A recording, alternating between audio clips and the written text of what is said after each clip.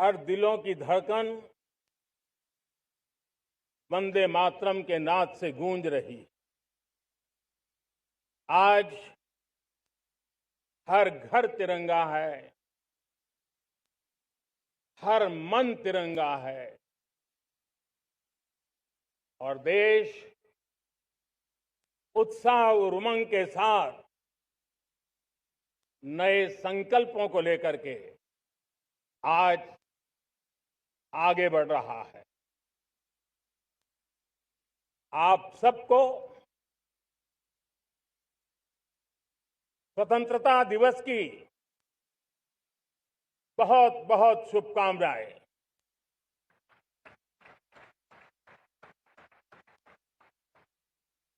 देश आज उन महान सपूतों का पुण्य स्मरण करती है जिन्होंने देश की आजादी के लिए त्याग बलिदान की पराकाष्ठा की।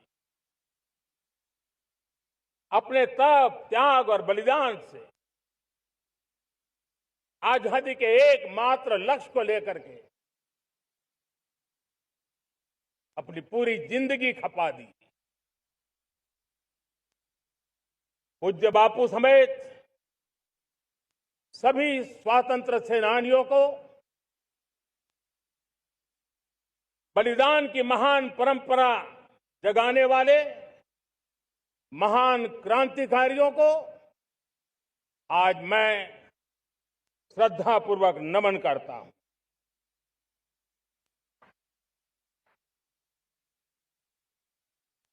आज जो इस समारोह में उपस्थित है उन सब के लिए आज एक ऐतिहासिक पल भी है।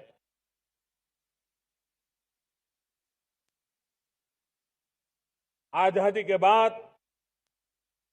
15 अगस्त को लाल किले पर पहली बार वंदे मातरम गूंज रहा है।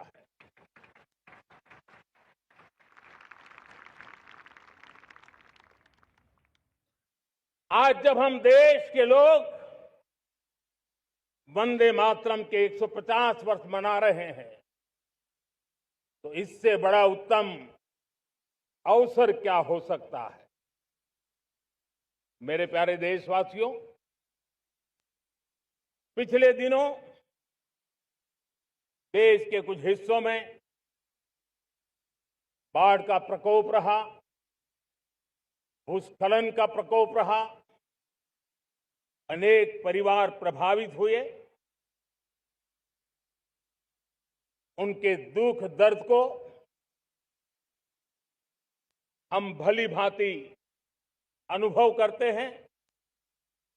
पीड़ित परिवारों को मैं विश्वास दिलाता हूं कि हम और पूरा देश उनके साथ खड़े हैं। मेरे प्यारे देशवासियों, कोई भी राष्ट्र तब महान बनता है, तब अपनी सिद्धियों को प्राप्त करता है जब अपने सपनों,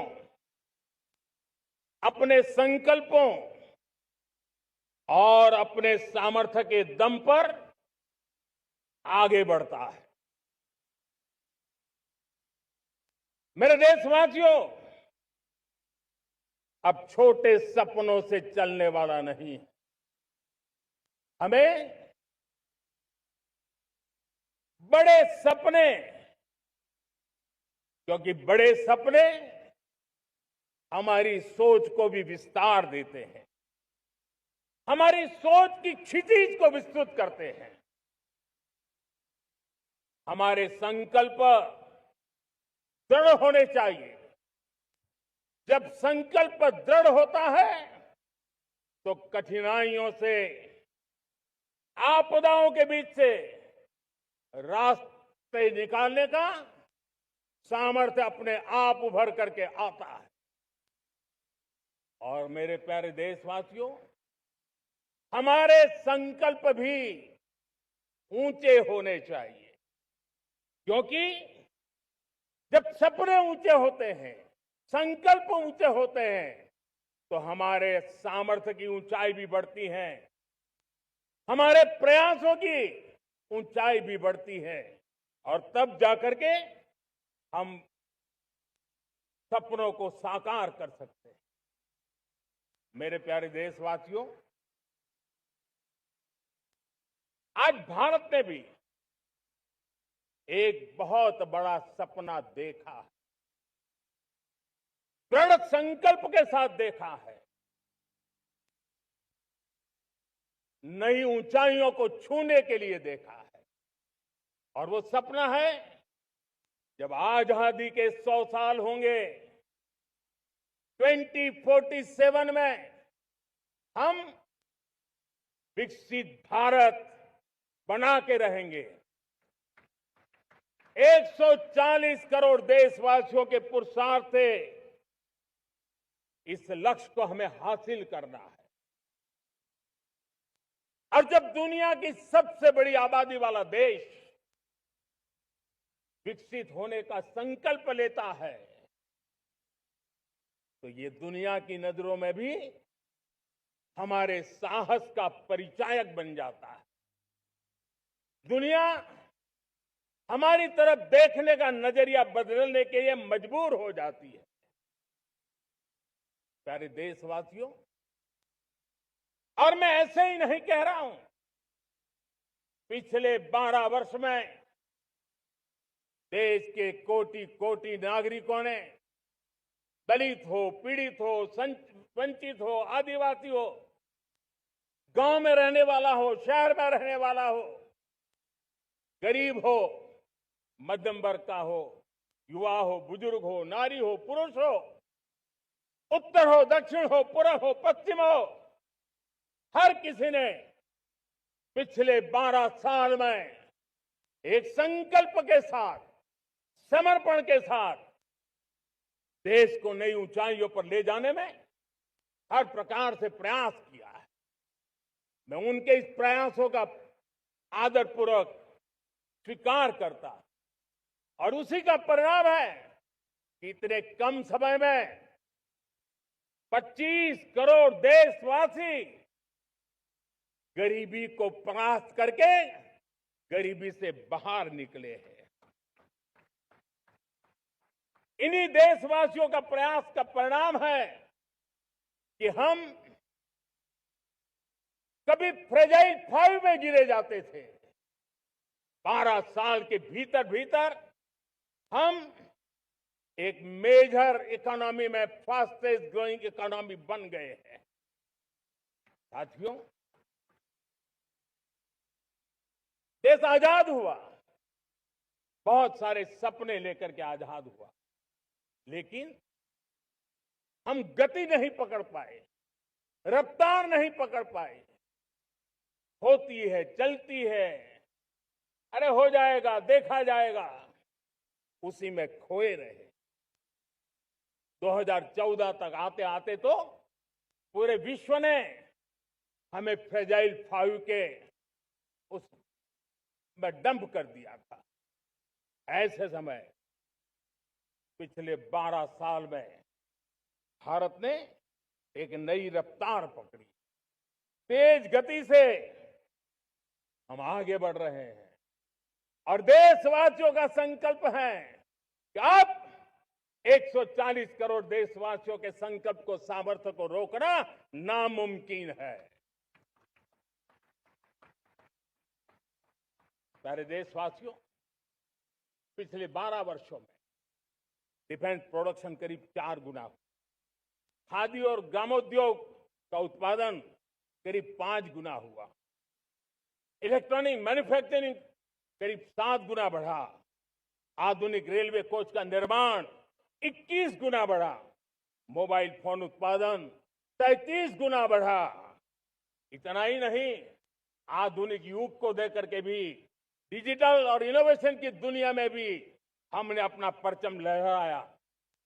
इंटरनेट यूजर, इंटरनेट कंज्यूमर करीब 4 गुना बढ़े, पेटेंट ग्रांट होने की संख्या 4 गुना बढ़ी, डिजिटल ट्रांजैक्शन 100 गुना बढ़े। सामान्य मानवीय की सुविधाओं की तरफ भी हमने उतना ही गंभीरता से काम किया। हर साल औसतन 15 गुना ज्यादा तेजी से हमने नल से जल कनेक्शन दिए। हर साल औसतन 6 गुनी ज्यादा रफ्तार से लोगों को गैस कनेक्शन दिए। हर साल 4 गुनी रफ्तार से गरीबों के लिए टॉयलेट बनाने का काम किया। हर साल 3 गुना ज्यादा तेजी से गरीबों को घर देने का काम किया। देश ने गवर्नेंस में भी बहुत बदलाव लाया। हजारों की संख्या में कंप्लायंसेस खत्म किए, सैकड़ों की तादाद में पुराने कानून खत्म किए। पिछली शताब्दी के कानूनों से 21वीं शताब्दी की मार्च नहीं हो सकती। हमने आधुनिक इंफ्रास्ट्रक्चर के लिए मेट्रो का विस्तार किया। हमने पब्लिक ट्रांसपोर्ट को ताकत दी। जिस स्पीड से काम, जिस स्केल पर काम किया, ये सब, ये रफ्तार, ये विस्तार, ये अचीवमेंट आजादी के बाद पहली बार पिछले 1 दशक ने देखा है। और जब इतनी सारी सिद्धियां हमारे सामने हो, इतनी तेज गति दिखाई देती हो, देशवासियों का सामर्थ्य पल पल प्रकट होता है, तब तो 2047 में विकसित भारत बनने का संकल्प कभी भी अधूरा नहीं रह सकता है। ये सारे आंकड़े इस बात की गवाही देते हैं कि हम आगे बढ़ने वाले हैं। मेरे प्यारे देशवासियों, लेकिन उसके लिए आत्मविश्वास की जरूरत होती है, आत्मगौरव की जरूरत होती है, और साथ साथ आत्मनिर्भर भारत होना भी बहुत जरूरी होता है। और इसलिए बीते वर्षों में हमारा कन्विक्शन रहा है कि भारत को हमें अब दूसरे देशों पर निर्भर रह करके नहीं जीना चाहिए। हमें आत्मनिर्भर बनना चाहिए। दुनिया में बहुत कुछ मिलता है, सस्ता मिलता है, जल्दी मिल सकता है, लेकिन उससे हमारा सामर्थ्य तैयार नहीं होता, न हमारे सामर्थ्य की कसौटी होती है। और इसलिए हमें भी अपनी क्षमताओं को बढ़ाना है। अपने हितों की सुरक्षा हमें खुद को करनी है। और इसलिए आत्मनिर्भर भारत का संकल्प बहुत दृढ़ता के साथ हम लेकर के आगे बढ़ रहे हैं। मेक इन इंडिया, स्वदेशी, वोकल फॉर लोकल, इन सारे क्षेत्रों में आज हर भारतीय का मन जुड़ रहा है। मेरे प्यारे देशवासियों, मैं आपको एक उदाहरण देता हूं सेमीकंडक्टर का। देश आजाद होने के बाद विश्व में तो सेमीकंडक्टर की चर्चा हो चुकी थी, हमारे यहां भी बातें होती थी, लेकिन सेमीकंडक्टर का कोई बड़ा प्लान हम आगे नहीं बढ़ा पाए। और आज स्थिति क्या है? आज की डिजिटल दुनिया में, आज की टेक्नोलॉजी में चिप का महात्म्य हम समझते हैं। कोई भी इलेक्ट्रॉनिक गुड्स होगा, हमारे मेडिकल इक्विपमेंट होंगे, हमारे ट्रांसपोर्ट के रास्ते होंगे, हर किसी में चिप अनिवार्य है। और इस चिप के बिना दुनिया थम जाए ऐसी स्थिति पैदा हो। और इसलिए भारत ने आत्मनिर्भर होने की दिशा में अपना सेमीकंडक्टर प्लांट, बड़ा सेमीकंडक्टर प्लांट, 3 सेमीकंडक्टर प्लांट शुरू हो चुके हैं। और मुझे बताया गया है कि वहां जो प्रोडक्शन हो रहा है वो एक्सपोर्ट होना शुरू हो चुका है। और मैं देशवासियों को कहना चाहता हूं, आने वाले 7-8 वर्ष में और 5, 7 या 8 सेमीकंडक्टर प्लांट बहुत ही जल्द शुरू होने वाले। ये आत्मनिर्भर भारत हमें विकसित भारत की दिशा में जाने का महामार्ग देती। मेरे प्यारे देशवासियों, वैसे ही एक चर्चा क्रिटिकल मिनरल की हो रही है। पूरी टेक्नोलॉजी क्रिटिकल मिनरल पर निर्भर है। भारत इसमें भी अपने आप को सुरक्षित करने में जुटा हुआ है। क्रिटिकल मिनरल का लक्ष्य साझा किया जाए।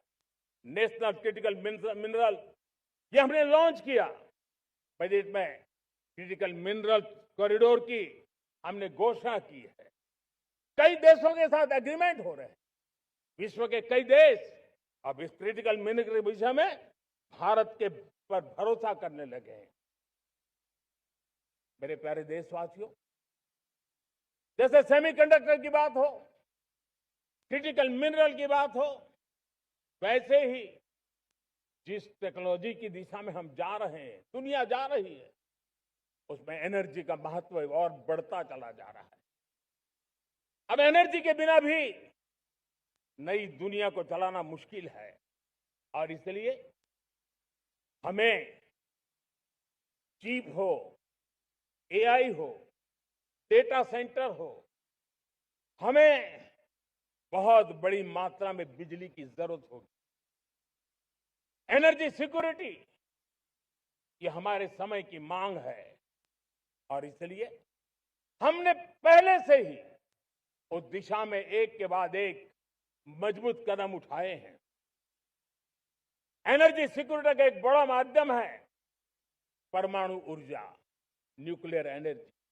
हमने पार्लियामेंट में शांति एक्ट पास कर करके एक नए लक्ष्य तरफ जाने का रास्ता तय कर लिया है। 2047 तक हम 100 गीगावाट न्यूक्लियर पावर का लक्ष्य लेकर के चल रहे हैं। इसी एक दशक में हम 5 नए न्यूक्लियर रिएक्टर शुरू करने का लक्ष्य लेकर के चल रहे हैं। इस वर्ष भारत ने फास्ट ब्रीडर न्यूक्लियर टेक्नोलॉजी में महारत हासिल करके एक अहम पड़ाव पार किया है और उसके कारण परमाणु ईंधन में आत्मनिर्भर बनने की दिशा में हमें एक बहुत बड़ा सफलता का कदम हमने रखा है। मेरे प्यारे देशवासियों, कई बार संसाधनों की कमी के कारण देश रुकता नहीं है, लेकिन रुकने का कारण सोच की सीमाएं होती हैं। जब सोच बंध जाती है, सीमाओं में सड़ने लग जाती है, तब हम अपने सामर्थ्य को भी पहचान नहीं पाते हैं। देश को आज कच्चे तेल पर निर्भर रहना पड़ रहा है और हमारी गलत सोच के कारण है। आप जान के हैरान हो जाएंगे, हमने समुद्री तट पे 99% हमारा समुद्री तट का पूरा हिस्सा ऐसी सोच के कारण नो गो एरिया घोषित करके रखा था। हमने ही समंदर के अंदर जाकर के एक्सप्लोरेशन न करने का निर्णय कर लिया था। ये सोच का दारिद्र्य था। हमने फैसला किया ये नहीं चल सकता। हमने उस 99% को जो कभी नो गो एरिया हुआ करते थे, हमने उसको गो एहेड एरिया के रूप में खुला कर दिया है और अब हम समुद्र के भीतर भी एक्सप्लोरेशन करने की और नए नए भंडार खोजने की दिशा में हम प्रवृत्त हैं, हम प्रयास कर रहे हैं। हमने पिछले वर्ष उसी दिशा में एक महत्वपूर्ण कदम रखते हुए समुद्र मंथन की घोषणा की थी। और पिछले दिनों हमने 85,000 करोड़ रुपए इस काम के लिए आवंटित करके काम को गति देने का निर्णय कर लिया है। मेरे प्यारे देशवासियों, एनर्जी सिक्योरिटी, इसका मैंने कहा कि हमें ऑल्टरनेट स्रोतों की तरफ भी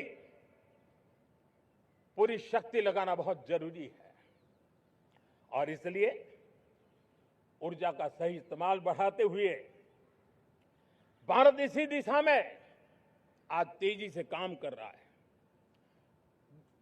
2014 से पहले, मतलब आज से 12 साल पहले, हमारे देश में सिर्फ 70 शहरों में पाइप से गैस की व्यवस्था थी, पाइप से गैस डिस्ट्रीब्यूशन होता था। 12 साल में इन 70 शहरों को हमने 700 शहरों तक पहुंचा दिया है। ये होती है रफ्तार, ये होता है विस्तार। 2014 के पहले मुश्किल से 20-22 लाख घरों में पाइप से गैस पहुंचता था। आज 2.25 करोड़ घरों में पाइप से गैस पहुंचाने का काम हो रहा है। 12 वर्ष पहले देश में सोलर एनर्जी की कैपेसिटी सिर्फ 2 गीगावाट थी। 2 गीगावाट, आज 160 गीगावाट हमने प्राप्त किया है लक्ष्य। मेरे प्यारे देशवासियों, मैं एक और जानकारी देता हूं। हमने इसका लाभ देश के मध्यम वर्ग को, सामान्य परिवार को मिले, इस तरफ भी उतना ही ध्यान केंद्रित किया। हमने पीएम सूर्यघर मुफ्त बिजली योजना चालू की और आज मुझे संतोष है कि इतने कम समय में 50 लाख घरों का सोलर एनर्जी का काम हम आंकड़ा पार कर चुके हैं। तेजी से चल रहा है और उसके कारण हजारों घरों का बिजली बिल 0 हो गया है। हजारों घर अपनी बिजली का उपयोग करने से अतिरिक्त बिजली आज बेच करके कमाई कर रहे हैं। हर परिवार को हम इस काम के लिए 80,000 रुपया सरकार की तरफ से एक एक परिवार को मदद दी जा रही है, तब जाकर के हम इस काम को पूरा कर रहे हैं। मेरे प्यारे देशवासियों, आपको जानकर के हैरानी होगी, ये जो हमारी रेलवे है उसका इलेक्ट्रिफिकेशन का काम हमारे देश में 1925 में शुरू हुआ था। 1925 में इलेक्ट्रिफिकेशन का काम शुरू हुआ, लेकिन 90 साल में 1925 से लेकर के 90 साल में सिर्फ 30% रेल का इलेक्ट्रिफिकेशन हुआ था। यानी 90 साल में 30%। हमारी रफ्तार देखिए, लक्ष्य को पाने के लिए हमारी दौड़ देख लीजिए। हमने इन एक दशक के अंदर 100% काम पूरा कर दिया।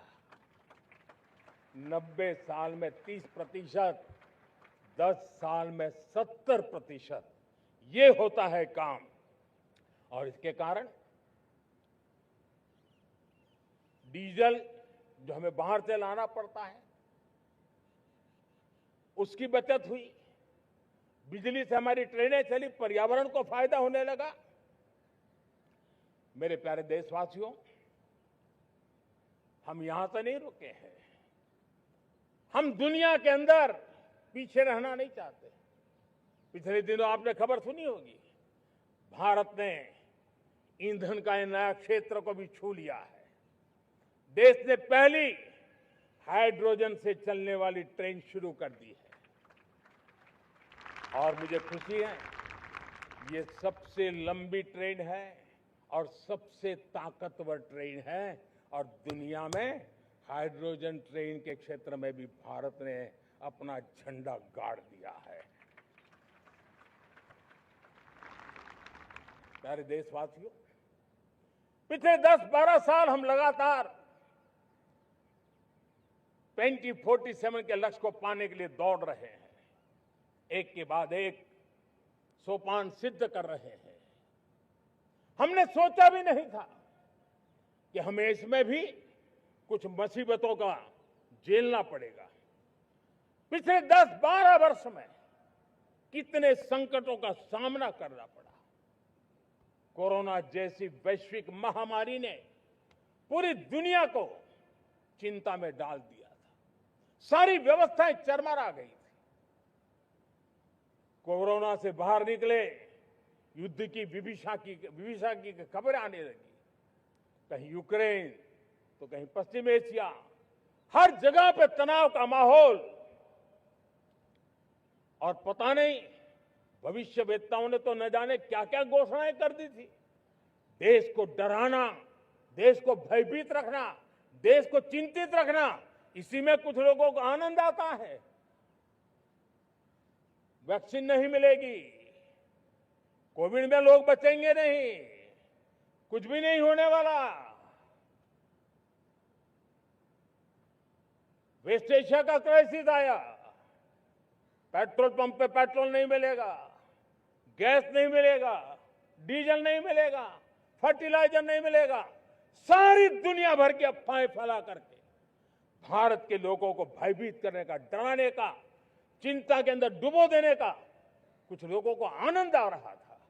लेकिन देश ने देख लिया कि पिछले 10-12 साल की सुविचारित योजनाएं रंग ला रही है और हम इतने बड़े संकट के बावजूद भी नागरिक देवो भव के मंत्र को लेकर के जीते हुए भारत ने जो तैयारियां की थी, एक के बाद एक कदम उठाया था। सोचा नहीं था कि संकट आएगा, लेकिन उस संकट के समय में ये सारी चीजें काम आ गई और आज देश में गैस भी है, पेट्रोल भी है, यूरिया भी है। हम अपनी ताकत के ऊपर खड़े हो रहे, चल रहे। मेरे प्यारे देशवासियों, दुनिया के इन संकटों का प्रभाव हर किसी पर हुआ, हम भी अछूते नहीं। यूरिया के दाम दुनिया में 3,000 रुपया पहुंच गए एक बोरी का। आज भी हम मेरे देश के किसानों को वो बोझ सहने के लिए मजबूर नहीं कर रहे। सरकार अपने कंधों पर वो बोझ उठा रहा है और दुनिया से जो 3,000 रुपया में यूरिया का बोरा हमें मिलता है, वो हमारे किसानों को हम सिर्फ 300 रुपये में दे पाते हैं। इतना ही नहीं, डीएपी आज दुनिया में बाजार 5,000 पहुंच चुका है। लेकिन मेरे देश के किसानों को दिक्कत ना हो, इसलिए 1,350 रुपये में आज भी डीएपी देने का काम हम कर रहे हैं।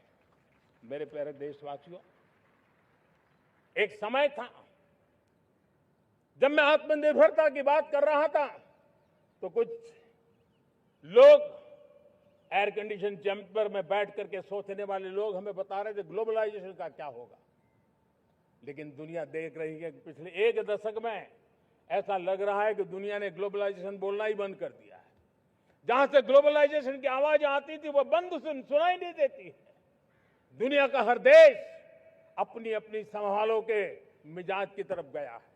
लेकिन दुर्भाग्य से इस संकट के कालखंड में कुछ लोगों ने अपना रुतबा दिखाने के लिए संसाधनों को वेपनाइज करने का खेल खेला है।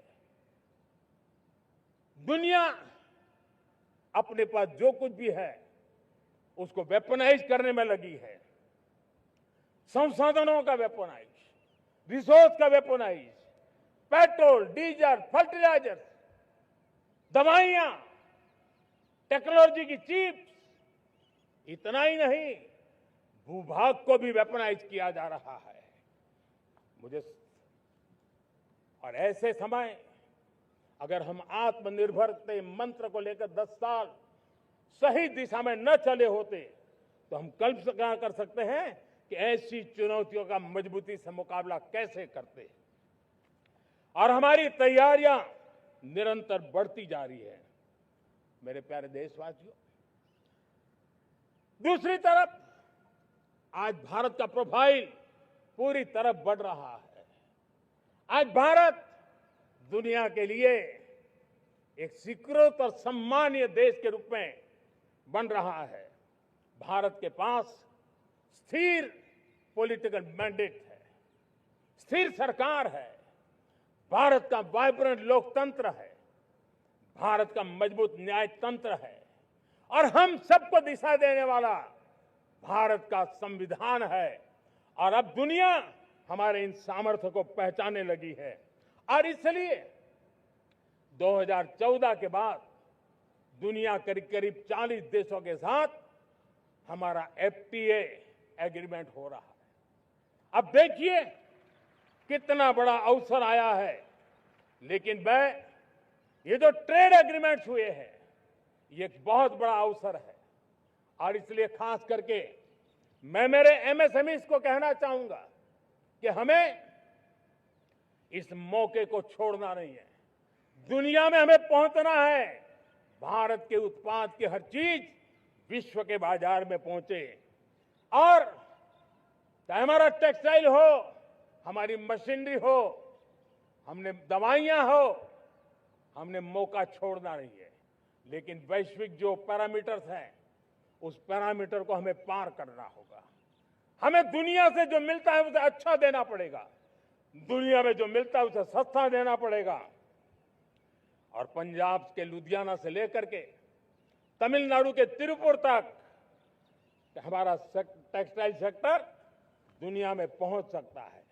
इतना ही नहीं, केरलम से लेकर के गुजरात और तमिलनाडु से लेकर के बंगाल, ये हमारा समुद्री तट, हमारे मछुआरे भाई बहन आज इस FTA के कारण हमारे श्रिप यानी झींगा उसके एक्सपोर्ट की बहुत संभावना बनी है।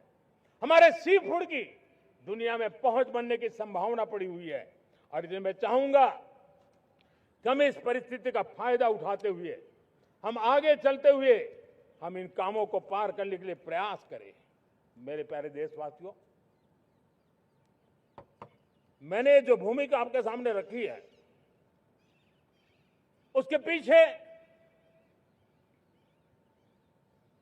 2047 का लक्ष्य इन मजबूत नींव पर खड़ा है। 2047 विकसित भारत का लक्ष्य हमने पिछले 10-12 साल में देशवासियों ने जो सामर्थ्य दिखाया है उस सामर्थ्य का हिस्सा है। और इसलिए मेरे प्यारे भाइयों बहनों, सदी का 1/4 हिस्सा बीत चुका है और अगला 1/4 हमारे लिए अत्यंत महत्वपूर्ण है। अब हम रुक नहीं सकते हैं, हमारी गति नहीं रुक सकती है, हमारी दिशा तय हो चुकी है, हमें प्राप्त करके रहना है। और इसके लिए हमें अपना वर्क कल्चर बदलना होगा। हमारे वर्क कल्चर को बदलते हुए हमें हमारी सोच को भी बदलना होगा, हमें हमारे काम की गति को भी बदलना होगा। जो काम पिछले 5-7 दशक में नहीं हुए हैं वो काम हमें आने वाले 5-7 साल में करने हैं। और मेरा भरोसा है मेरे देश की युवा शक्ति पर, मेरे देश के नौजवानों पर, मेरे देश की माताओं को बहनों पर, मेरे देश के किसानों पर, मेरे देश के मजदूरों पर कि हम इस सपने को साकार कर सकते हैं। और इसलिए हमें रिफॉर्म की गति को भी आगे बढ़ाना है। और जब मैं रिफॉर्म की बात कर रहा हूं, रिफॉर्म नहीं हमारे लिए कोई कंपल्सन है, नहीं रिफॉर्म ये हमारे के लिए कोई बजबड़ है। हमारे लिए रिफॉर्म ये कन्विक्शन है। आउट ऑफ कन्विक्शन हम रिफॉर्म एक्सप्रेस पर चल पड़े हैं और हम आने वाले दिनों में भी नेक्स्ट लेवल रिफॉर्म की ओर बढ़ने वाले हैं। और इसलिए सरकार, समाज, उद्योग, उत्पादक, किसान, हर किसी ने अपनी ट्रेडिशनल व्यवस्थाओं में रिफॉर्म करना पड़ेगा, सोच में रिफॉर्म करना होगा, अपने लक्ष्यों को रिफॉर्म करना होगा। और इसलिए मेरे प्यारे देशवासियों, हमें एक निश्चित दिशा में को लेकर के चलना होगा। मैं आज उस युग को भी याद करना चाहूंगा जब देश भारत का सामर्थ्य सप्त सिंधु के रूप में हम जानते थे, हम समझते थे, हम सुनते थे। अब विकसित भारत बनाने के लिए हमें नई धारा चाहिए। आज लाल किले की प्राचीर से मैं देश के सामने शक्ति की सप्त धारा का आवाहन करता हूं। आने वाले 5-7 साल में जो पिछले 5-7 दशक में नहीं हुआ, वो सप्त धारा के सामर्थ्य से, शक्ति से हम देश को नई ऊंचाई, नई गति देंगे और नए लक्ष्यों को पार करने वाला सामर्थ्य देंगे। और इसके साथ साथ देश की युवा शक्ति का सामर्थ्य का भरपूर राष्ट्र निर्माण में उपयोग होगा। उनकी शक्ति जोड़ी जाएगी। आने वाले दिनों में जब मैं सप्तधारा की बात करता हूं, सप्तधारा की पहली शक्ति है मैन्युफैक्चरिंग पावर। मेरे प्यारे देशवासियों, हमें मैन्युफैक्चरिंग सेक्टर को बहुत आगे बढ़ाना होगा और प्रोडक्शन बढ़ाने के साथ साथ हमें छोटे छोटे पुर्जे भी बनाने हैं और बड़े बड़े प्रोडक्ट भी बनाने हैं। पूरा वैल्यू चेन हमारा होना चाहिए और उसे लेकर के चलना। हमें कंपोनेंट भी चाहिए और हमें कंप्लीट मैन्युफैक्चरिंग भी चाहिए, कंप्लीट प्रोडक्ट भी चाहिए। डिजाइन से लेकर मैन्युफैक्चरिंग तक भारत को ग्लोबल सप्लाई चेन का भरोसामंद केंद्र बनना होगा। इसके लिए मैं 3 चीजों पर विशेष जोर देना चाहता हूं। मैन्युफैक्चरिंग के क्षेत्र में जो मेरे भाई बहन हैं, ये समय का ये अवसर है, इस अवसर को जाने मत दें। और इसके लिए हमें कॉस्ट, क्वालिटी और स्केल, इसके विषय में वैश्विक मानदंडों से खरा उतरना पड़ेगा। हमारी फैक्ट्रीज कॉम्पिटिटिव हो, हमारे प्रोडक्ट्स यूजर फ्रेंडली हो, हमारा पैकेजिंग दुनिया के लोगों को लुभावने वाला हो, आकर्षित करने वाला हो, हमारा जीरो डिफेक्ट प्रिसिजन मैन्युफैक्चरिंग, ये हमारी पहचान बनना चाहिए। हर मैन्युफैक्चरर, हर एंटरप्रेन्योर, हर एमएसएमई से मैं कहना चाहता हूं, ग्लोबल मार्केट में हमारी पहचान विश्वसनीयता और गुणवत्ता के आधार पर होनी चाहिए। क्वालिटी के संबंध में नो कॉम्प्रोमाइज, और इसलिए हमारा मंत्र क्वालिटी, क्वालिटी, क्वालिटी होना चाहिए। यही हमारा ग्लोबल ब्रांड वैल्यू बनेगा। मेरे प्यारे देशवासियों, इस सप्तधारा की दूसरी शक्ति है कृषि और फूड प्रोडक्शन, फूड प्रोसेसिंग। हमें इस दिशा में आगे बढ़ना होगा। हमारे किसानों ने, अब दुनिया के बाजार खुल चुके हैं, एफपीए के कारण हमें एक बहुत बड़ा मार्केट मिल रहा है। हमें वहां पहुंचना है, हमें उस जगह को हाथ लगाना है। हमें खेत से लेकर के एक्सपोर्ट मार्केट की ओर जाना होगा। हमारे पारंपरिक खान पान हो, हमारे मिलेट्स हो, हमारे मसाला हो, हमारे फल हो, फूल हो, क्या कुछ नहीं है हमारे पास, वो ग्लोबल ब्रांड्स बनने चाहिए। हमारे किसान केमिकल फ्री खेती को बल देंगे, दुनिया में इनकी मांग और बढ़ने वाली है। और जो ग्लोबल पैरामीटर्स के अंदर हर प्रकार से सिद्ध होने वाले हमारे एग्रो प्रोडक्ट होंगे, तो दुनिया में हम आसानी से पहुंच पाएंगे। मेरी सप्तधारा की तीसरी शक्ति है टेक्नोलॉजी और इनोवेशन। मेरे प्यारे देशवासियों, आज जमाना एआई का है, क्वांटम का है, स्पेस का है, रोबोटिक्स का है, डेटा सेंटर्स का है। पूरी तरह एक नया क्षेत्र खुल चुका है और इमर्जिंग टेक्नोलॉजी ये भी हर पल हमें चुनौती दे रही है। और इसलिए देश को दुनिया के लिए मार्केट नहीं बना देना, हमें इनोवेशन का हब बनना है। हमने यूपीआई और डिजिटल पब्लिक इंफ्रास्ट्रक्चर में लोहा मनवा लिया है, हमारी ताकत का परिचय करवा दिया है। अब भारत को डिजिटल पब्लिक टेक्नोलॉजी, उसको भी दुनिया के कोने कोने तक पहुंचाना है। भारत को नेक्स्ट जनरेशन कम्युनिकेशन टेक्नोलॉजी में लीड करना है। मेड इन इंडिया 6G हर कोने में पहुंचे, ये हमारा लक्ष्य होना चाहिए और हमें उसमें तेजी करनी चाहिए और इसके लिए हमारा प्रयास कम नहीं होना चाहिए। सप्तधारा की चौथी शक्ति है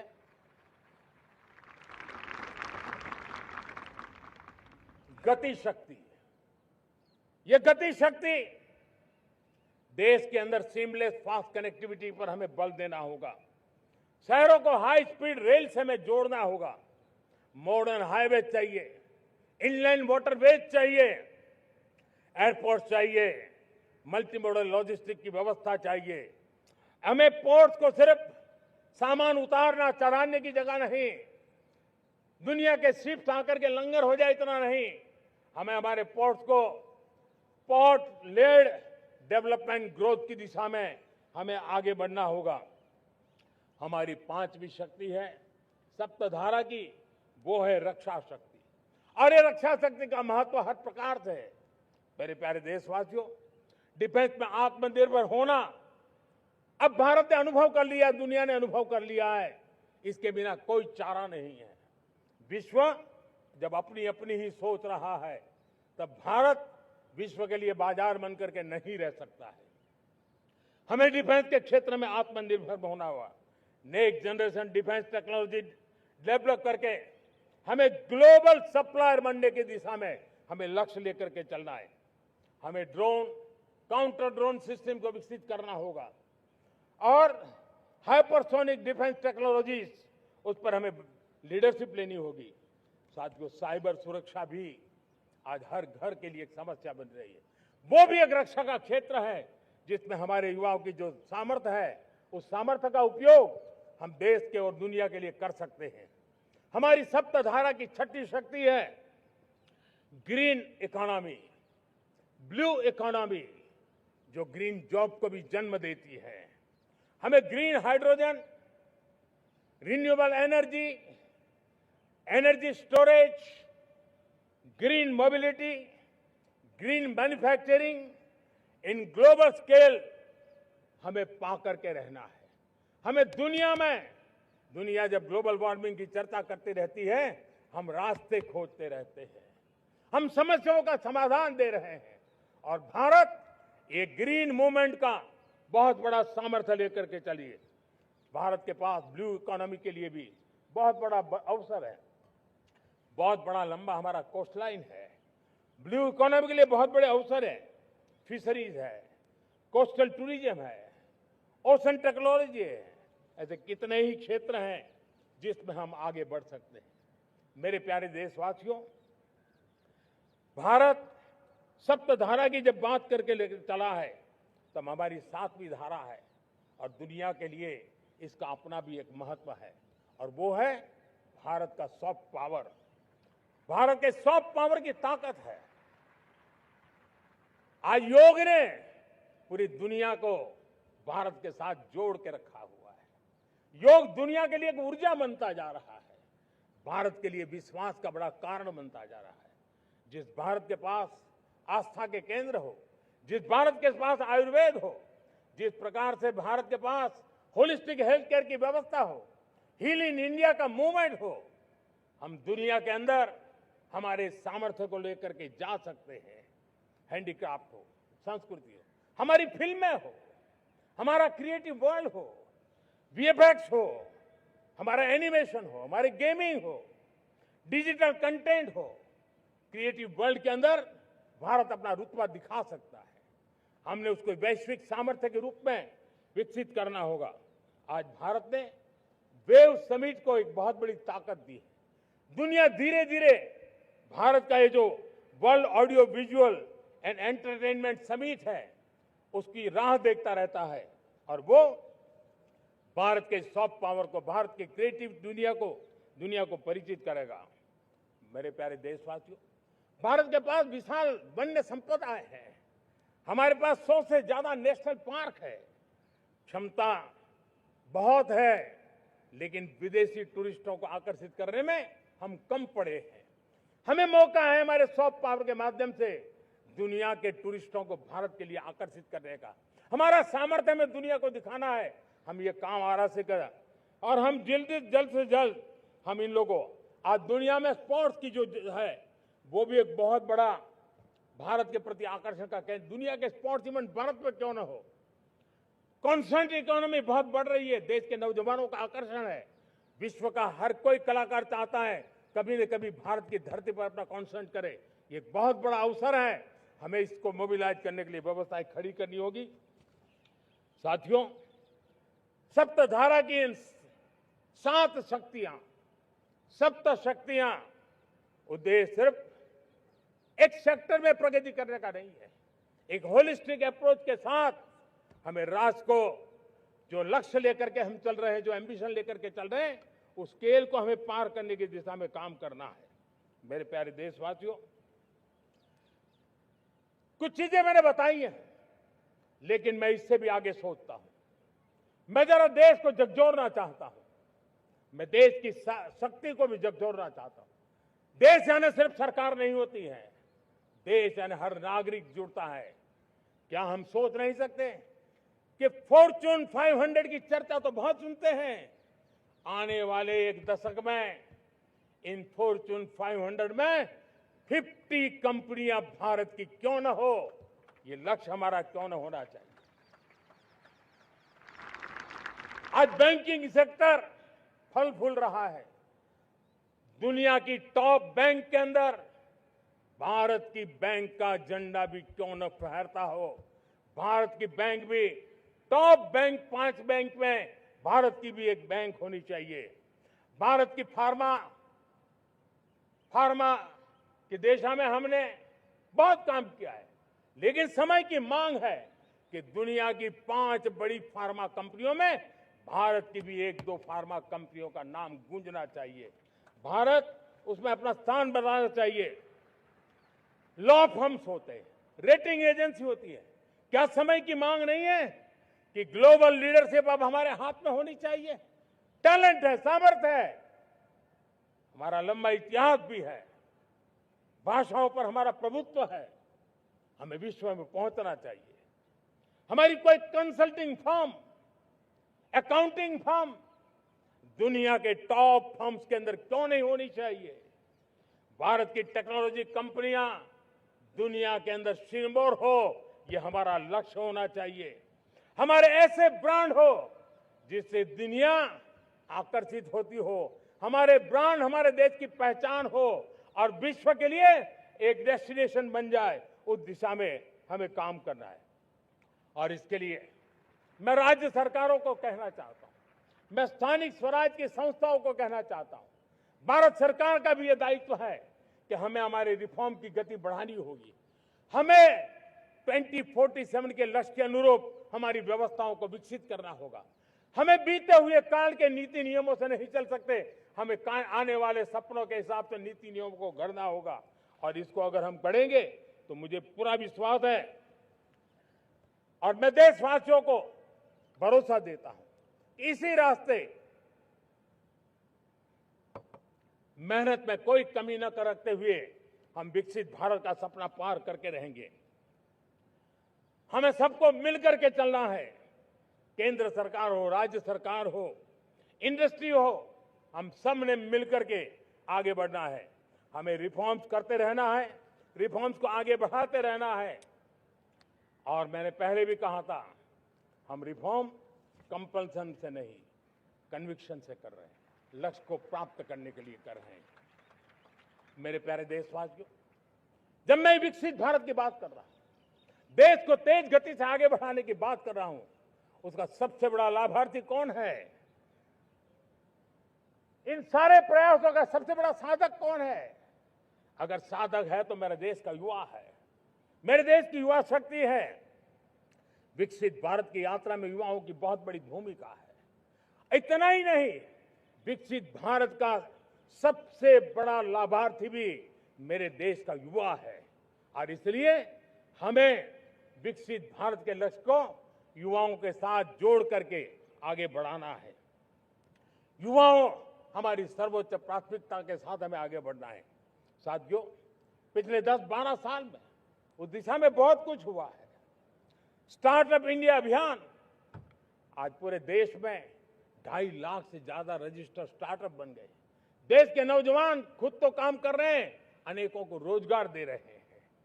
1 लाख करोड़ रुपया इनोवेशन फंड भारत सरकार ने घोषित किया है। मैं देश को, नौजवानों को कहना चाहता हूं, आप अपने सपने को लेकर के आइए, संसाधनों की कमी नहीं रहने देंगे। 1 लाख करोड़ रुपया आपके दिल दिमाग को सामर्थ्य देने का एक व्यवस्था हमने कर दी है। रिसर्च के नए अवसर मिले, डिजिटल इंडिया के नए सस्ते डेटा, ये युवाओं को सशक्त किया। दुनिया में सस्ता डेटा कहीं है तो भारत की धरती पर है। और देश के नौजवानों को नई ताकत दी है। स्किल इंडिया हमने नेशनल प्रोग्राम बनाया है। स्पेस सेक्टर को हमने ओपन कर दिया। नेशनल ड्रोन पॉलिसी हमने बनाई है। खेलो इंडिया पॉलिसी बनाई है। 35 वर्षों तक एजुकेशन पॉलिसी नहीं थी, नई एजुकेशन पॉलिसी लेकर के आए हैं और इसका फायदा मिडिल क्लास के परिवारों को हुआ है। साथियों, 2004 से 14 आंकड़े मुझे देना चाहिए आपको। 2004 से 14 हमारे देश में 350 से भी कम यूनिवर्सिटी थी और आज 10-12 साल के भीतर भीतर करीब 650 नई यूनिवर्सिटी जुड़ चुकी है। करीब 1000 का आंकड़ा हम पहुंच रहे हैं। 2014 के पहले मेडिकल की सिर्फ 400 सीटें हुआ करती थी, आज करीब 850 सीटें मेडिकल की हो रही है। इतना ही नहीं, अब विदेशी यूनिवर्सिटी भी भारत की धरती पर आ रही है। भारत के अंदर विदेशी यूनिवर्सिटी की डिग्री मेरे नौजवान को मिले, इसका प्रबंध भी हो चुका है। हमारे देश के युवा मन बचपन से ही टेक्नोलॉजी की तरफ आकर्षित हो, उस दिशा में हम काम कर रहे हैं और इसलिए हमने करीब 10,000 से अधिक अटल टिंकरिंग लैब छोटे छोटे बच्चों के हवाले कर दी है ताकि उनका इनोवेशन और टेक्नोलॉजी के अंदर उनका मन बने। 12 वर्ष युवा, हमने अनेक रास्ते खोले। हम स्टार्टअप ओपन कर दिया। आपने देखा होगा भारत के प्राइवेट स्टार्टअप 28 साल की एवरेज उम्र के बच्चों ने, नौजवानों ने दुनिया में पहले ही ट्रायल में अपना सैटेलाइट लॉन्च कर दिया और रॉकेट लॉन्च कर दिया। उन्होंने बहुत बड़ा काम कर दिया साथियों। आज करीब 2.5 लाख से ज्यादा रजिस्टर्ड स्टार्टअप है। हमने पिछले दिनों एआई इंपैक्ट समिट किया था। एआई का विस्तार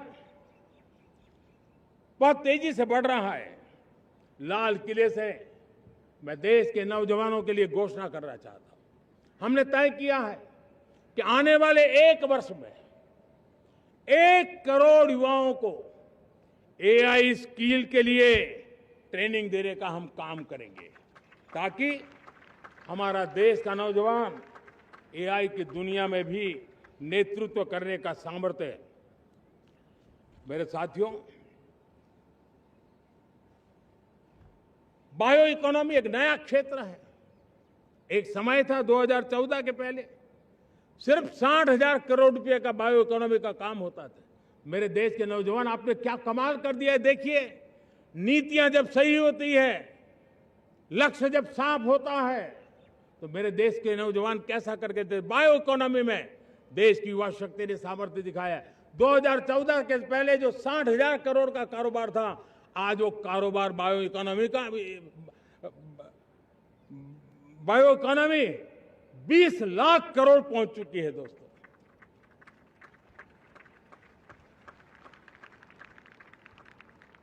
दो 2009-10 का कालखंड था, सिर्फ 25 लाख इलेक्ट्रिक व्हीकल हमारे देश में बिके थे।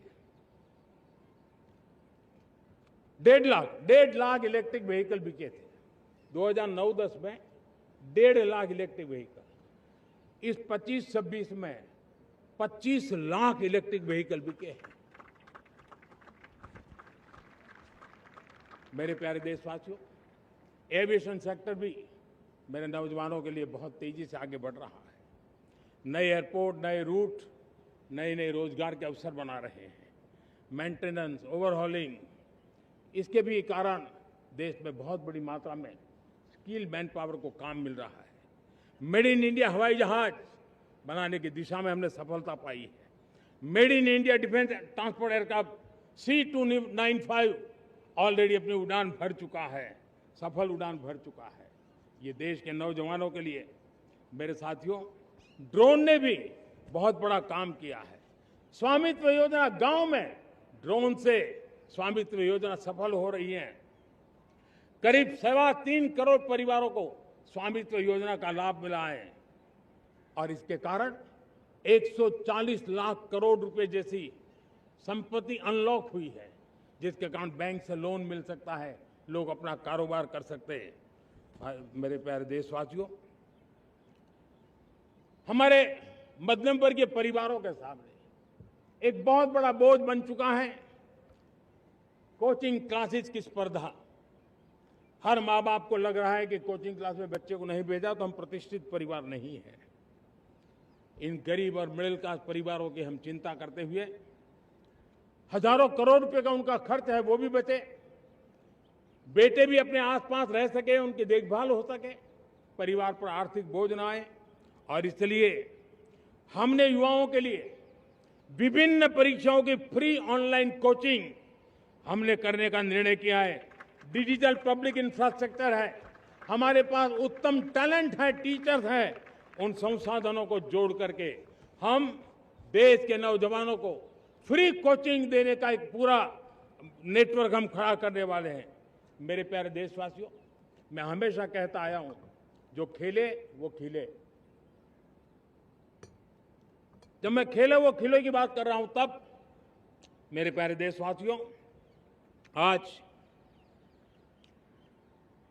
भारत खेल की दुनिया में अपनी जगह बना रहा है। अब खेल के पोडियम में भारत का राष्ट्रगीत सुनाई देता है, भारत का राष्ट्रगान सुनाई देता है, भारत का तिरंगा झंडा लहराता दिखाई नजर आ रहा है। टॉप्स योजना ने बहुत बड़ी सफलता पाई है। खेलो India games, university games, winter games, beach games, sports infrastructure, sports के लिए कोचिंग, स्पोर्ट्स मेडिसिन, स्पोर्ट्स के लिए न्यूट्रिशन, इन सारे विषयों में भारत अब महारत करने की दिशा में आगे बढ़ रहा है। नौजवानों के लिए पूरा नया क्षेत्र, खिलाड़ी न बन सके तो उसकी सपोर्ट सिस्टम में भी बहुत बड़ा क्षेत्र खुल रहा है। स्पोर्ट्स की दुनिया में भारत का प्रदर्शन बेहतर होता रहा है और हम 2036 में ओलंपिक के मजबूत दावेदार बनकर के आगे बढ़ रहे हैं और 2030 में कॉमनवेल्थ गेम्स को भारत होस्ट करने वाला है। और मेरे साथियों, दुनिया में जो ओलंपिक की खेल होते हैं, करीब 40 प्रकार के गेम होते हैं और करीब 350 साढ़े 350 स्पर्धाएं होती हैं ओलंपिक में। और आपको जानकर के दुख होगा मेरे देशवासियों, मेरे नौजवानों, मैं आपको चुनौती देता हूं, मैं आह्वान करता हूं, मैं आपकी मदद चाहता हूं। 350 जितने स्पर्धाओं में भारत 2/3 खेलों में कहीं होता ही नहीं, हमारी मौजूदगी नहीं होती, हम क्वालिफाई नहीं होते हैं। हमने तय किया है कि 2036 में जो ओलंपिक होगा, हम चाहते हैं कि वो भारत में हो, लेकिन 2036 में जिन विधाओं में आज भारत खेलता नहीं है, जिन विधाओं में भारत क्वालिफाई नहीं करता है, जिन स्पर्धाओं में भारत ने छोड़ के रखा है, 3/4 हिस्सा हमारे इंतजार कर रहा है। भारत उस पर बल देगा और इसके लिए हम टैलेंट हंट का एक अभियान भी चलाना चाहते हैं। हमें अगर 2036 के लिए खिलाड़ी चाहिए तो आज जो 5 साल, 10 साल, 15 साल की उम्र के नौजवान हैं, बेटे हैं, उनके तरफ ध्यान देना होगा, उन बेटियों पर ध्यान देना होगा। और इसलिए 5 से 15 उम्र के बच्चों में खेल प्रतिभा ढूंढने के लिए गांव-गांव, शहर-शहर, स्कूल-स्कूल एक टैलेंट हंट का अभियान चलाया जाएगा। बच्चों की प्रतिभा को देखा जाएगा और फिर उनको स्पेशल ट्रेनिंग दे करके देश के लिए खेलने वाले अच्छे खिलाड़ी बनाए जाएंगे। मेरे प्यारे युवा, देश के सामने, देश के नौजवानों के सामने नशा एक बहुत बड़ा संकट बनता जा रहा है। नशा मुक्त भारत ये हम सबका सामूहिक दायित्व होना चाहिए। हमारे उज्जवल भविष्य के लिए हमारी युवा पीढ़ी मजबूत हो, हमारा युवा सामर्थ्य हमारे देश के लिए काम आए, इसलिए नशा मुक्त भारत। पिछले दिनों माय भारत के वॉलंटियर्स ने, देश के एनजीओ ने, देश के सामाजिक सांस्कृतिक संगठनों ने, देश के आध्यात्मिक पुरुषों ने मिलकर के नशा मुक्त भारत का 100 सप्ताह का एक कार्यक्रम तय किया है। 100 सप्ताह तक एक अभियान चलने वाला है। मैं हर परिवार को कहना चाहता हूं कि आप भी इस अभियान का हिस्सा बने, आप इसके साथ जुड़िए और देश के नशा मुक्त भारत के सपने को पूरा करने के लिए आप आगे आइए। मेरे प्यारे देशवासियों,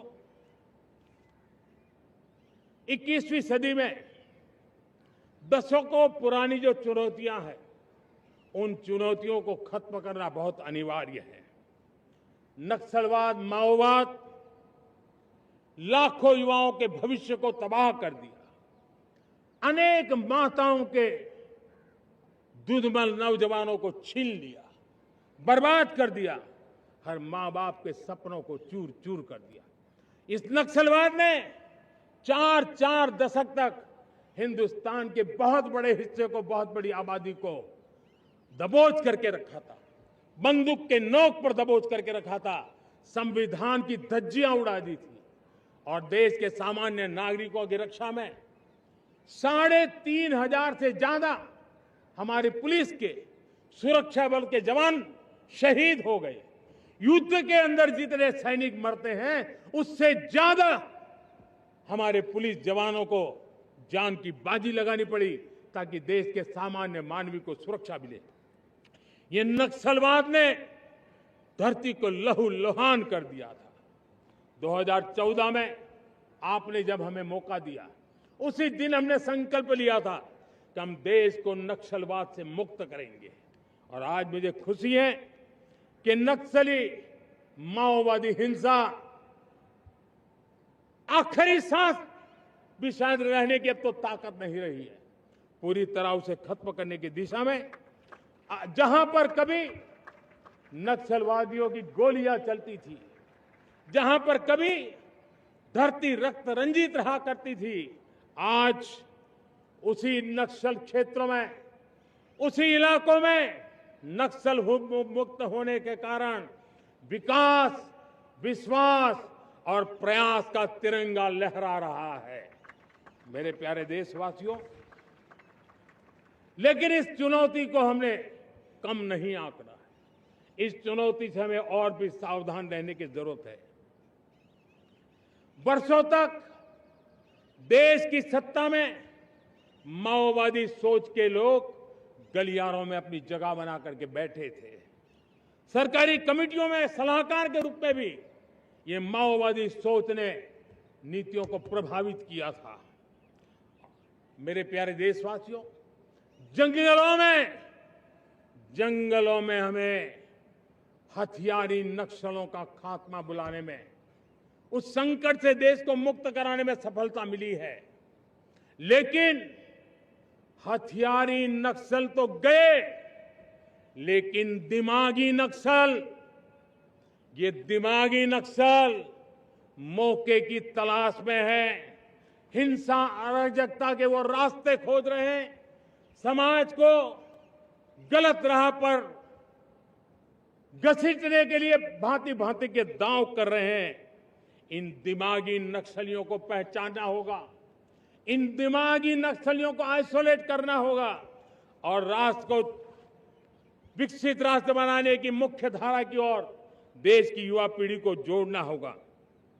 मेरे प्यारे देशवासियों, सुरक्षित भारत बनाना हम सबका दायित्व है। चुनौती सीमा के भीतर हो या सरहद से बाहर, भारत हर परिस्थिति के लिए तैयार है। आज युद्ध का नेचर बदल रहा है। अब युद्ध सीमा पर ही होता है, गारंटी नहीं है। आज युद्ध सीमा के अंदर, कहीं रिफाइनरी पे जाकर के, कहीं बैंकिंग सेक्टर को जाकर के, कहीं डेटा सेंटर को जाकर के, एक प्रकार से लड़ाई का नया रूप इंफ्रास्ट्रक्चर तोड़े जा रहे हैं, फैक्ट्रियां तोड़ी जा रही है। हमने मिशन सुदर्शन चक्र की पिछले सालों घोषणा की थी, बहुत तेजी से उस पर काम चल रहा है। आज डिफेंस एक्सपोर्ट हमारा करीब 50 गुना बढ़ा है। करीब 100 देशों में हमारे अस्त्र शस्त्र पहुंच रहे हैं। वैश्विक पटल पर भारत की प्रतिष्ठा धीरे धीरे बढ़ रही है। बदलते हुए समय में अस्त्र शस्त्र की तरफ काम करना है, सैन्य बलों का सामर्थ्य बढ़ाना है, लेकिन साथ साथ नागरिकों को भी तैयार करना होगा। पिछली शताब्दी के युद्धों के अनुरूप जो सिविल डिफेंस की व्यवस्थाएं हमारे देश में विकसित हुई है, वो कालबाह्य हो चुकी है। और इसलिए मैं आज लाल किले से घोषणा कर रहा हूं कि हम आने वाले दिनों में सिविल डिफेंस का एक वाइब्रेंट नेटवर्क खड़ा करेंगे। आधुनिक व्यवस्थाओं से उनको परिचित कराएंगे। आधुनिक संकटों से नागरिकों को रक्षा करने की क्या व्यवस्था हो सकती है, एक बहुत बड़ा वॉलेंटरी फोर्स सिविल डिफेंस का आधुनिक चुनौतियों को पार करने वाला हम बनाने वाले हैं। मेरे प्यारे देशवासियों, राष्ट्र के निर्माण में आज हमारी बहनों बेटियों का योगदान हम सब के लिए बहुत बड़ा प्रेरणा का कारण बना हुआ है। फाइटर जेट हो या सिविल एविएशन, हमारी बेटियां सबसे आगे दिखाई दे रही है। खेलकूद का मैदान हो, हमारी बेटियां आगे दिखाई दे रही है। स्टेम एजुकेशन में भर्ती होने की प्रक्रिया हो, सबसे ज्यादा हमारी बेटियां आगे दिख रही है। आज सेना में भी एनडीए से जो बच्चियां निकली हैं, वो बड़े रौब के साथ देश की सेना का नेतृत्व करने का सामर्थ्य दिखाने लगी है। मेरी बेटियों की ताकत कैसी है। मैं पिछले दिनों साणंद में एक सेमीकंडक्टर प्लांट में गया। वहां आदिवासी बेटियां, देश के अलग अलग कोने से आई हुई बेटियां काम कर रही थी। वो उस गांव से आई थी जिन्होंने पासपोर्ट क्या होता है पता तक नहीं था। वो बेटियां विदेशों में गई, ट्रेनिंग लेकर के आई और आज चिप निर्माण का काम कर रही है और बड़े कॉन्फिडेंस, मैं जो उनका कॉन्फिडेंस देखा, मैं सचमुच में बहुत प्रभावित हुआ था। आज 3 करोड़ बहनों को हमने लखपति दीदी बनाने का लक्ष्य तय किया था, उसको पार कर लिया। अब हम 6 करोड़ लखपति दीदी बनाने के लक्ष्य को लेकर के आगे बढ़ रहे हैं। 3 करोड़ नई लखपति दीदी बनना मतलब ग्रामीण अर्थव्यवस्था में बहुत बड़ा बदलाव मातृशक्ति के द्वारा आने वाला है। मेरे प्यारे देशवासियों, आज पंचायतों में, नगर पालिका में, महानगर पालिका में बहुत बड़ी मात्रा में हमारी महिलाएं जनप्रतिनिधि बनकर के देश का मार्गदर्शन कर रही है, समस्याओं का समाधान कर रही है, बहुत ही सक्षम नेतृत्व दे रही है। और इसी को ध्यान में रखते हुए हमने पार्लियामेंट में नारी शक्ति वंदन अधिनियम पारित किया था, लेकिन किसी न किसी कारण से राजनीति के अखाड़े में पिछले 40 साल से ये सपना हमेशा राजनीतिक अखाड़े का शिकार हो गया है। मैं देश के सभी राजनीतिक दलों से आज लाल किले की प्राचीर से तिरंगे झंडे की छाया में खड़े होकर के प्रार्थना करता हूं, आग्रह करता हूं, आइए उन महिलाओं के सामर्थ्य के पुजारी बनिए, उन महिलाओं के सम्मान में आगे आइए और जल्द से जल्द हमारी माताओं बहनों को 33% विधानसभा और लोकसभा में उनको प्रतिनिधित्व मिले, वे भारत की नीति घड़तर के अंदर अपना योगदान दे। समय की मांग है और मैं सभी राजनीतिक दलों से फिर से आग्रह करता हूं, आइए महिला आरक्षण लागू करके महिला सम्मान में आप भी जुड़िए, आप भी यश लीजिए, आप भी क्रेडिट लीजिए, लेकिन मेरी माताओं बहनों को हक दीजिए। मेरे प्यारे देशवासियों, विकसित भारत का संकल्प तभी पूरा होगा जब विकास अंतिम व्यक्ति तक पहुंचेगा। 2014 से पहले सिर्फ 25 करोड़ लोगों के पास सोशल सिक्योरिटी का कवर था, सिर्फ 25 करोड़ के पास। साथियों, पिछले 5-7 दशक में सिर्फ 25 करोड़, हमने एक दशक के भीतर 100 करोड़ देशवासियों को सोशल सिक्योरिटी का कवच दिया है। आयुष्मान भारत योजना से 70 साल की उम्र के बुजुर्गों से भी आज 5 लाख रुपए तक मुफ्त दवाई की व्यवस्था हो रही है। करोड़ों करोड़ों परिवारों को इसके कारण बहुत बड़ी सुविधा मिली है। और इस आयुष्मान कार्ड के कारण 2 लाख करोड़ रुपया जो दवाई और ऑपरेशन के पीछे खर्च होना था, वो मेरे परिवारों के बच्चे हैं। वो गरीब परिवार है, वो मध्यम वर्ग के परिवार है, उनको इतनी बड़ी। मेरे प्यारे देशवासियों, आज मुझे एक काम के लिए आपकी मदद चाहिए। मैं आप सबसे एक मदद मांग रहा हूं। सभी नौजवानों से मैं चाहता हूं कि आप इसका नेतृत्व करिए। आपका 1 या 2 घंटे देश को बहुत बड़ी शक्ति देने वाले हैं। आपको लगेगा 1-2 घंटे में मैं देश की क्या शक्ति, मैं बताता हूं। आप बहुत बड़ी शक्ति बनने वाले हैं और इसलिए हर घर में वातावरण बने। इन दिनों देश में जनगणना का काम हो रहा है, सेंसस का काम हो रहा है, गिनती चल रही है। और गिनती सिर्फ आंकड़ों से बात बनती नहीं है, उसकी बारीकियों से नीतियां बनती हैं, योजनाएं बनती हैं। देश आगे बढ़ने की अपनी रूपरेखा तैयार करता है और इसलिए सटीक जानकारियां होना बहुत जरूरी है। कभी कभी जो सरकार की तरफ से प्रतिनिधि आते हैं वो इतनी जल्दी में होते हैं, कभी स्पेलिंग एक लिख देते हैं, कभी अलग लिख देते हैं और इसके कारण अल्टीमेट परिणाम हमें सही मिलने में दिक्कतें आती हैं। अब जब टेक्नोलॉजी अवेलेबल है और इस बार निर्णय किया है, आप स्वयं भी जनगणना में अपनी जानकारियां अपने मोबाइल फोन से भर करके दे सकते हैं। बाद में कोई बाबू आएंगे, कोई प्रतिनिधि आएंगे, आपसे चर्चा करेंगे, लेकिन आप परिवार के सब बैठ करके अगर डिजिटली अपना रजिस्ट्री करवा दे, सारी बारीकियां, स्पेलिंग में भी गलती ना हो, कोई भी जानकारियों में गलती ना हो, आप जितनी परफेक्ट जानकारी देंगे देश को आगे बढ़ने में बहुत बड़ी मदद मिलेगी। और इसलिए मैं देश के नौजवानों को कहता हूं कि आप अपने परिवार के लोगों को बिठा करके पूरे फॉर्म को समझिए। पहले कागज पे फॉर्म को भर दीजिए, कोई गलती है तो करेक्ट कर लीजिए और फिर टेक्नोलॉजिकली उसको डिजिटली इसको अपलोड कर दीजिए। आप देखिए इतना बड़ा काम देश कर लेगा और देश का समय और शक्ति सही काम के लिए उपयोग आएगा। और इसलिए मेरे देश के नौजवानों को जनगणना के इस काम में सक्रियता से जुड़ने के लिए मैं आग्रह करता हूं। मेरे प्यारे देशवासियों, मैंने लाल किले से पंच प्राण की बात कही थी। इस पंच प्राण ने देश को अपने आत्मगौरव की ओर लेकर के आगे बढ़ने का, लक्ष्यों को पार करने के सामर्थ्य के साथ आगे बढ़ने का एक बहुत बड़ा संबल दिया है। हमें गुलामी की मानसिकता हर पल मिटाते ही रहना है।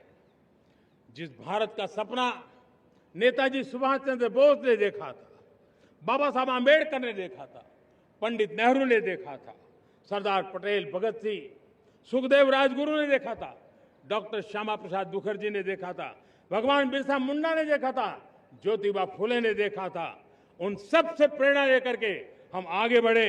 इस संकल्प को हम दोहराए, स्वयं से ऊपर राष्ट्र का हित हो, स्वयं से ऊपर राष्ट्र का हित हो और कर्तव्य ही हमारी पहचान हो। मैं सभी देशवासियों से कहूंगा, समय हमारा है। मैं सभी देशवासियों से कहूंगा, समय हमारा है, अवसर हमारा है, संकल्प हमारा है। आइए सपनों को संकल्प बनाए, संकल्प को सामर्थ्य बनाए और सामर्थ्य को सफलता में बदल के रहें। आइए हर कदम को विकास का कदम बनाएं, कदम से कदम मिलाएं, मन से मन मिलाएं, लक्ष्य से जुड़े रहे। एक दीप से जले दीप हजारों, आओ मिलकर विकसित भारत बनाएं। इसी एक भावना के साथ इस मंगल पर्व पर आप सबको अनेक अनेक शुभकामनाएं। मेरे साथ बोलिए, भारत माता की, भारत माता की। और दिलों की धड़कन वंदे मातरम के नाद से गूंज रही है।